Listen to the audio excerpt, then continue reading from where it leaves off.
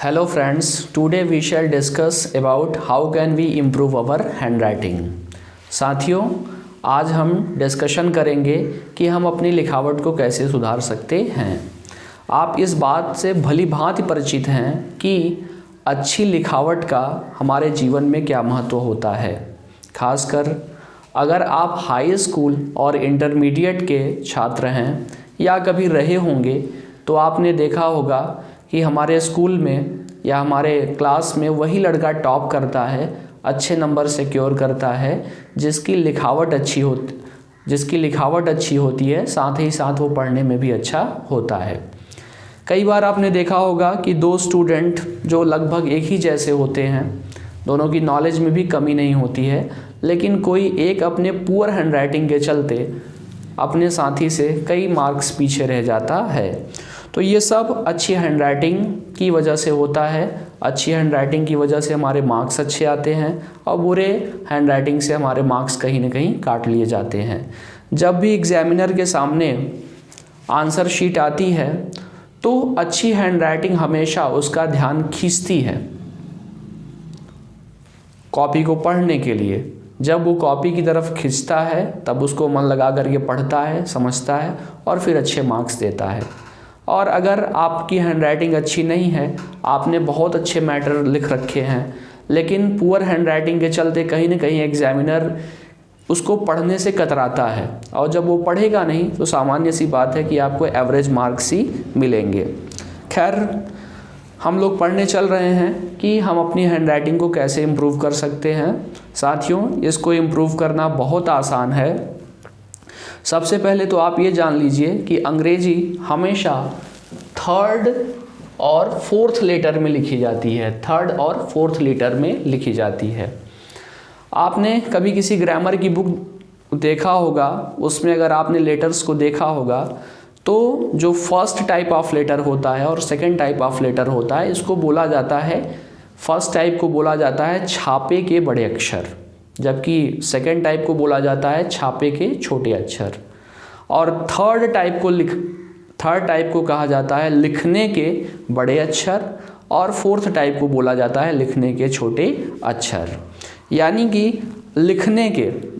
अंग्रेजी लिखने के लिए थर्ड और फोर्थ लेटर की आवश्यकता होती है। क्योंकि थर्ड और फोर्थ लेटर में आप एक एक लेटर्स को देखिए तो सब में नोक निकला होता है। ये देखिए, ए में यहाँ है, सी में यहाँ है, डी में यहाँ है, एफ में यहाँ है। उसी तरह से फोर्थ लेटर में देखें, एच में है, आई में है, एल में है, सब में होता है। तो ये जो नोक निकले होते हैं, क्यों निकले होते हैं? एक लेटर को दूसरे लेटर से जोड़ने के लिए। तो जब आप कर्सिव हैंडराइटिंग लिखते हो, दैट मीन्स मिला करके लिखते हो, तो आपकी हैंडराइटिंग अनडाउटेडली अच्छी दिखती है, खूबसूरत दिखती है।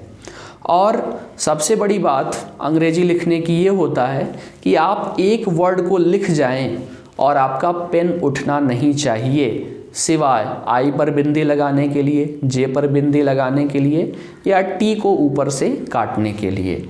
अच्छी लिखावट की ये पहचान होती है। तो अगर आप प्रैक्टिस करें तो बहुत आसानी से आप अपनी हैंडराइटिंग को इम्प्रूव कर सकते हैं। जैसे यहाँ पर थर्ड लेटर और फोर्थ लेटर लिखा गया है। अब देखिएगा, थर्ड लेटर और फोर्थ लेटर के माध्यम से मैं कुछ लाइंस, कुछ वर्ड लिख रहा हूँ और आप मेरे पेन पर, मेरे मार्कर पर ध्यान देना कि वो कहाँ पर उठता है। वो तब तक नहीं उठेगा जब तक कि वो एक वर्ड कंप्लीट नहीं कर लेगा। और अंग्रेजी इसी तरह से लिखी भी जानी चाहिए। जैसे आप ध्यान दीजिएगा, students are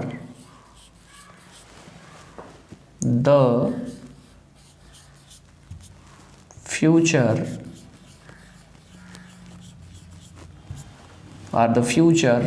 of the country।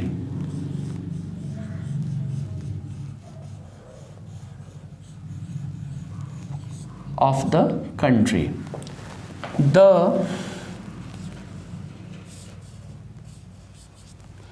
first and foremost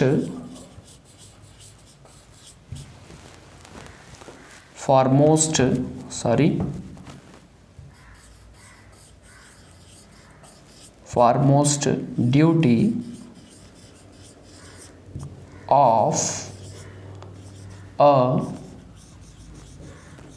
of a student is to study and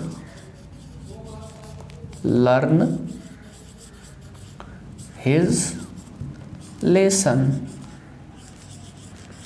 तो ये जो लाइंस लिखी गई, ये जो सेंटेंसेस लिखे गए, इसमें आपने देखा होगा कि कहीं पर भी मेरा पेन उठा नहीं है।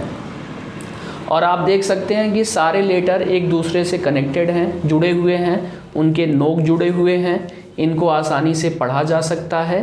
और इनको लिखने से, थर्ड और फोर्थ लेटर में अंग्रेजी लिखने से सबसे बड़ी बात ये होती है कि हमारी राइटिंग की फ़्लो अच्छी हो जाती है। जब तक आप फर्स्ट और सेकंड लेटर में एक पेज को लिखेंगे, उतने ही समय में आप थर्ड और फोर्थ लेटर में अगर लिखने की प्रैक्टिस करें तो आप 1.5 पेज को लिख सकते हैं। और एक और महत्वपूर्ण बात अच्छी हैंड राइटिंग की, कुछ लोगों का ये कहना होता है कि हमारे लेटर का फ़ॉन्ट क्या हो, हम कितने फ़ॉन्ट में लिखें। कुछ अच्छा लिखने के चक्कर में बड़ा लिख देते हैं, कुछ बहुत छोटा लिख देते हैं, तो दोनों ही देखने में सही नहीं लगता है। ऐसे में आप ये मान करके चलें कि लाइंस के बीच में जो भी गैप होता है, किसी भी लाइन के बीच में, 2 लाइन के बीच में जो भी गैप होता है, उसके 40% to 50% में, 40 से 50% में आप उसको लिखने का प्रयास करें। 50% में आप बड़े लेटर्स को लिखें और 40% में आप छोटे लेटर्स को लिखिए। इससे निसंदेह आपकी हैंडराइटिंग बहुत अच्छी होगी। और साथियों, उम्मीद करता हूँ कि हम अपनी हैंडराइटिंग कैसे इम्प्रूव करें, ये बात आपकी समझ में बहुत अच्छे ढंग से आ गई होगी। और अगर आपको ये वीडियो पसंद आया हो तो आप इसे लाइक कर दीजिए, शेयर करिए, हमारे चैनल को सब्सक्राइब करिए और बेल आइकन को ज़रूर प्रेस कर दीजिए ताकि आगे आने वाली वीडियो की नोटिफिकेशन आपको मिलता रहे।